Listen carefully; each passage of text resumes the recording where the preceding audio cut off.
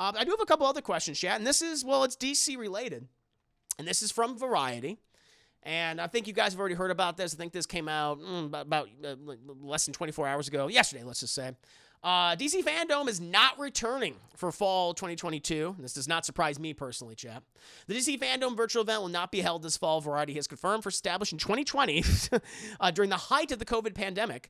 DC Fandome was a virtual event that showcased upcoming projects for DC films, with the 2 conferences held so far showing off trailers for anticipated projects like The Batman, Snyder Cut, and Peacemaker, dropping news about developing films and series. According to a statement from Warner Bros. Discovery, the company decided not to produce a Fandome this year in response to the return of in-person events. Instead, planning to announce news out of various comic conventions around the world. That's fair.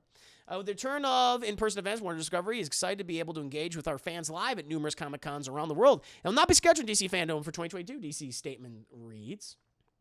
News follows DC's presentation at the San Diego Comic Con this July. Warner Bros. Showed off 2 films during the hour-long panel.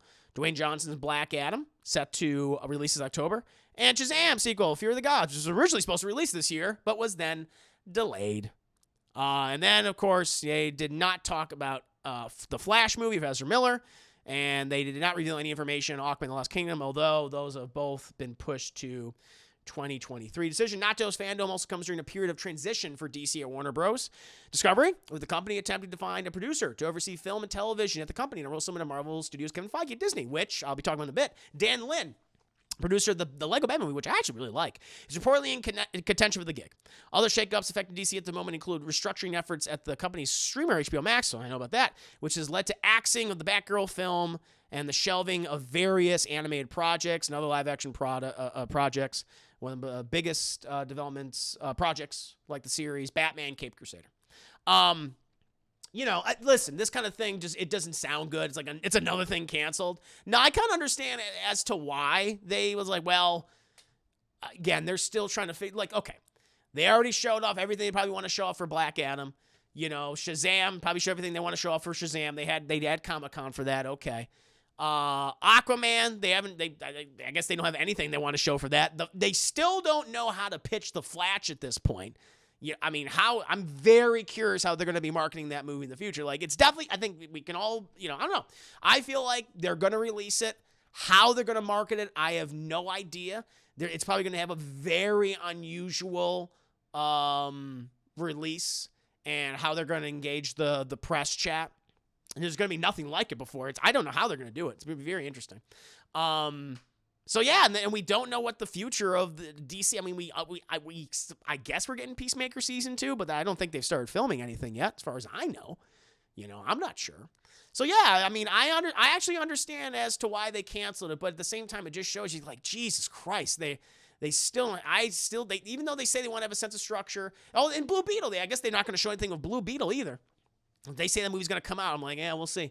But this 10-year plan, they said they want to have.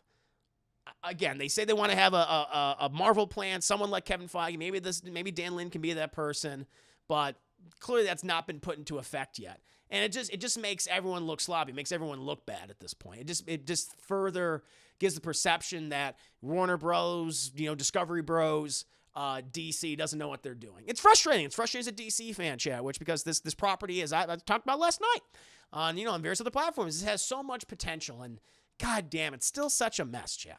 But what about you guys? How do you feel about this? I think it's a mess. I'm kind of curious. And WB is trying to save money too. That's another good point, Valkyrie. A very good point, yes, because they don't have enough money to even market their movies. Put them in the theaters. They can only do it for 2 films for the rest of the year, Black Adam and the very now infamous and controversial Don't Worry, Darling, by Olivia Wilde, who's gotten herself into so much trouble between Florence Pugh and Shia LaBeouf and Harry Styles. It's a mess. It's a mess. Let's see here. Okay, I'm kind of over The Rock. He seems like an actual human being, but he kind of feels like the same character and everything. No, I agree. And Dwayne The Rock Johnson is like, oh, yeah, he has the look for Black Adam. But I don't know. I'd be curious how he's going to play that character. Because it just feels like he's The Rock, except maybe a little edgier. Like a little bit edgier. Putting out a trailer over a year before the movie comes out could be considered too early, definitely. Melkira, yeah, I find The Rock speaks more like a brand than an actual human being these days. That's funny. DC, it's a movie so controversial, the main actor nearly brought down the whole film after it was already finished. Come see it only in theaters before it's gone. In a flash. Ooh, I like it. Capitalize on the infamy. Very good. So your Spock's like, I don't care. That's fair. That's fine. Oh. Hamlet says, Mask, Chris Ayers. Black Adam looks generic as fuck. It does. Olivia was screwed her reputation up really badly, and she seems like a very hypocritical. Yeah, she does. No, that's the thing. She does seem very hypocritical now. So eventually see. But yeah, chat, just, another case of Warner Brothers and DC just looking incompetent. And it's a damn shame. They have so many great properties, and there's so much potential there, and there just seems to be such an unwillingness to capitalize. It seems so fucking safe. And it's frustrating.